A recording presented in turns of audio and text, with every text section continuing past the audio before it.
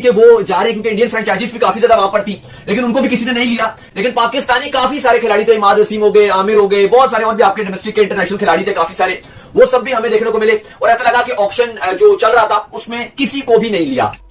कि आपके इतने जबरदस्त क्रिकेटर्स इस कम प्राइस में क्यों बिक रहे हैं? सबसे मेन वजूहात हैं। इनमें से बेशतर लीग्स ऐसी हैं जहां पे भारतीय मालकान फ्रेंचाइज जो हैं वो भारतीय हैं और उनकी एक पॉलिसी है कि ठीक है पाकिस्तानी क्रिकेटर्स को नहीं लेना।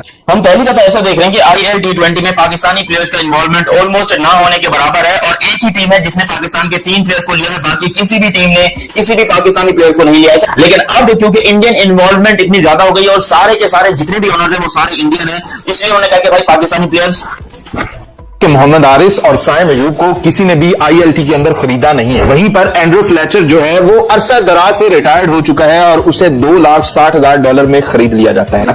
अब मुंबई इंडियन एमिरेट्स होगी, दिल्ली की टीम होगी जो इसके अंदर मौजूद है, क्या कहते हैं आपके आईएल T20 के अंदर, ये जितनी काफी सारी इंडियन टीम्स, इंडियन ऑनर्स मौजूद हैं, तो वो नहीं ले रहे पाकिस्तानी प्लेयर्स को। पाकिस्तानी प्लेयर्स लिटरली रो रहे हैं, उनको पैसा चाहिए, वो मर मर के पैसा हासिल करना चाहते हैं, लेकिन जहां पर बात होती है इंडियन ऑनर्स की, वहां पर ये पाकिस्तानी प्लेयर्स को सिलेक्ट ही नहीं कर रहे। सिरे से इनके जहन में पता नहीं क्या चल रहा है, इनमें कहा कि पाकिस्तानी प्लेयर है नहीं होता, हम कार्ड उठाएंगे ऐसी की तैसी, जो करना करो, इसको हम तुमको फ्री में भी दोगे तो हम नहीं लेंगे। सोचो। और एक टीम है, आपको याद होगा आईएल T20 का पहला सीजन कितने ज्यादा पाकिस्तानियों ने खेला था, लेकिन अब आपको नजर नहीं आ रहे। एक तो इंडियन इन्फ्लुएंस है। एक और मजे की बात कि उस्मान तारिक जिन्होंने कैरिबियन के अंदर बहुत जबरदस्त बॉलिंग की और ओवरऑल लीग के अंदर बहुत माने जाते हैं, उनके बारे में तो रिपोर्ट भी कंफर्म आ गई कि वो भी ऑलमोस्ट उनका भी डील हो चुकी है। मगर आप पीयूष चावला आ चुके हैं उनकी जगह पे, आप कंपैरिजन नहीं कर सकते कहां पे उस्मान तारिक कहां पे पीयूष चावला, मगर पीयूष चावला आ चुके हैं। क्योंकि जब पाकिस्तानी प्लेयर्स का नाम ऊपर आ रहा है तो बिल्कुल ही यार कोई शुद्ध कोई आवाज ही नहीं दे रहा। इवन जो उनकी बेस प्राइस है उसके ऊपर कोई आवाज नहीं दे रहा, जबकि स्कॉटलैंड के जो प्लेयर हैं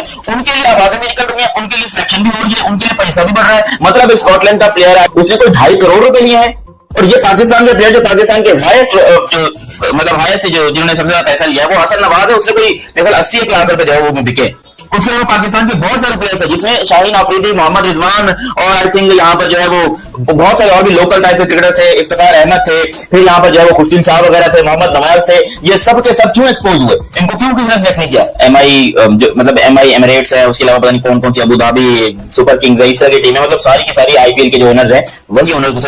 आप सोच सकते हैं बांग्लादेश प्रीमियर लीग के अंदर तकरीबन पिछले सीजन के अंदर 39 पाकिस्तानी प्लेयर्स गए थे, लेकिन जहां पर बात होती है इंडियन ऑनर्स की, वहां पर ये पाकिस्तानी प्लेयर्स को सिलेक्ट ही नहीं कर रहे। सिरे से इनके जहन में पता नहीं क्या चल रहा है, इनमें कहा कि पाकिस्तानी प्लेयर है नहीं होता, हम कार्ड उठाएंगे ऐसी की तैसी, जो करना करो, इसको हम तुमको फ्री में भी दोगे तो हम नहीं लेंगे। सोचो। I20 इसलिए कि अभी आप दुबई में खेलकर आ रहे हो एशिया कप, तो उसके हवाले से तो यहां पर आपके खिलाड़ियों को रखना चाहिए। अभी आपने ट्राई सीरीज शारजाह में खेली, तो आईएल T20 में तो आपके खिलाड़ियों को होना चाहिए, तो उसी कंडीशन के साथ से हैं, स्लो विकेट रहते हैं आपके खिलाड़ी, बहुत सारे ऐसे खिलाड़ी हैं जो कंडीशन इनको सूट करती है। कोई ऑस्ट्रेलिया या इंग्लैंड की कंडीशन तो है नहीं कि आप बोलो जी नहीं आपके प्लेयर सेटअप नहीं होते। यहाँ तो विकेट भी स्लो है, आपके स्पिनर, ऑलराउंडर, स्पेसर सभी लाइक करते हैं, फिर भी अगर जगह नहीं मिली तो लीग में, यानी यूएई की जो लीग है उसके अंदर ऑप्शन उनकी मुकम्मल होगी और सिर्फ 3 पाकिस्तानी क्रिकेटर्स उसमें ऑप्शन में खरीदे गए हैं। फखर और नसीम की कीमत जो लगी है वो $80,000 है और हसन नवाज की $40,000। यकीन माने मैं बड़ा हैरान हुआ हूं। सबसे महंगे अंदर फ्लेचर हैं जिनकी $2,60,000 है और यहां पर फखर जमान की 80 है। ऑलमोस्ट कह सकते हैं आपको $2 लाख का फर्क है। क्या दोनों की क्रिकेट में ये फर्क है? अब 5 एक तरह से लीग एक टाइम पे हो रही है।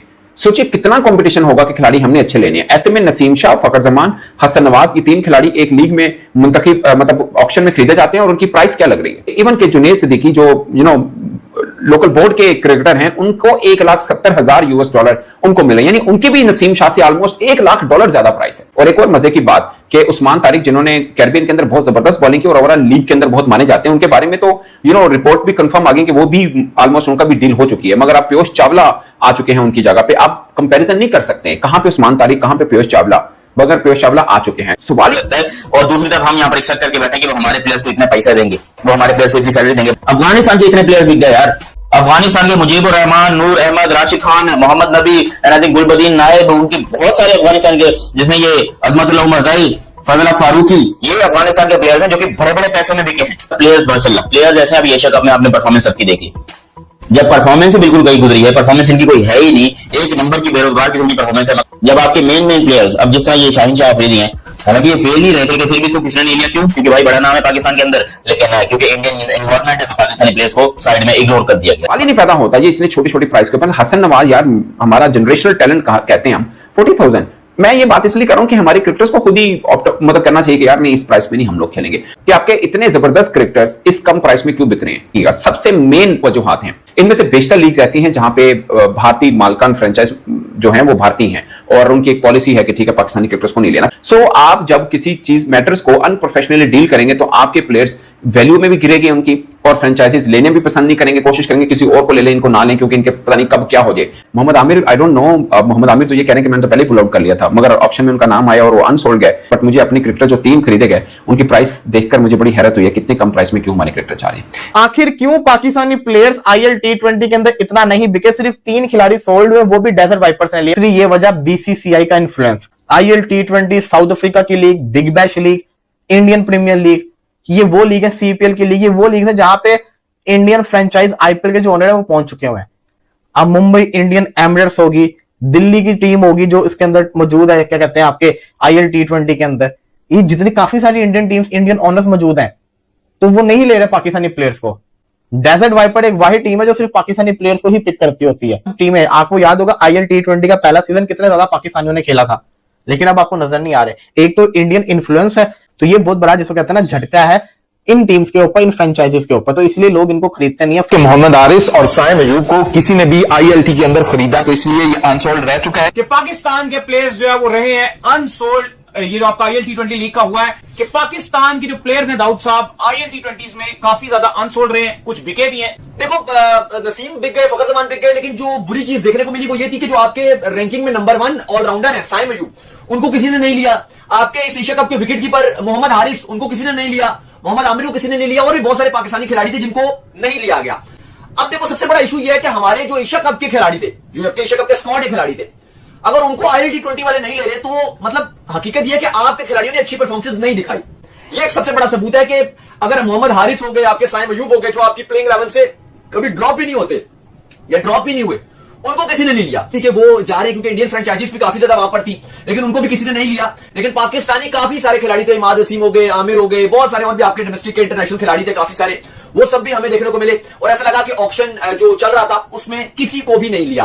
कुछ एक आध खिलाड़ी जैसे उस्मान तारिक है, उनकी जगह पीयूष चावला नहीं है। वहीं पर एंड्रू फ्लेचर जो है वो अरसा दराज से रिटायर्ड हो चुका है और उसे $2,60,000 में खरीद लिया जाता है। फिर भी मोहम्मद हारिस को किसी ने आईएलटी के अंदर $20,000 में भी खरीदा नहीं है। वहीं पर साइम अयूब भी सोल्ड नहीं होते हैं। 22 ममालिक से तकरीबन 300 खिलाड़ियों ने हिस्सा लिया था, और उसमें ये दो जो पाकिस्तान के शहजादे हैं ना, जिनके ऊपर पाकिस्तानी अवाम को मोहब्बत ही बहुत है, ये दोनों अनसोल्ड रह चुके हैं। ये इन दोनों को खरीदने वाला कोई नहीं। मतलब आप अंदाजा लगा लें कि हम इन्हें अपनी आंखों का तारा कहते हैं, हमें इनसे आगे कोई टैलेंट नजर ही नहीं आता, और उनको ये टैलेंट लगा ही नहीं देंगे। मतलब आप अंदाजा लगाओ कि किसी ने $20,000 में भी नहीं खरीदा है कि चलो इसे यार एज ए विकेट कीपर ही खरीद लें। तो ये है ये वाले प्लेयर्स, ये है ये वाला टैलेंट, जो आपका टैलेंट जाया हो चुका है, जो आपका टैलेंट किसी जोगा रहा नहीं। इंडिया के खिलाफ हर मैच के अंदर ये वाले ब्लेंडर्स किए हैं जो विकेटों के पीछे खड़े होकर इसने किए।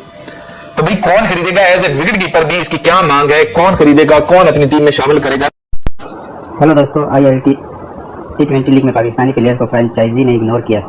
सिर्फ 3 प्लेयर को खरीदा गया, उनके बेस प्राइस पर भी कुछ एक्स्ट्रा नहीं।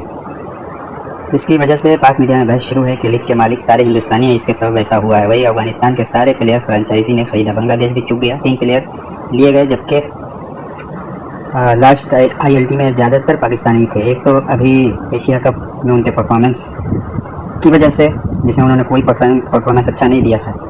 दूसरे, भारत के साथ रिलेशन भी सही नहीं है, जिसका इफेक्ट रहा है। तो क्या ये क्रिकेट का नुकसान है या फ्रेंचाइजी ने सही किया? कमेंट करके ज़रूर बताएं। Thank you.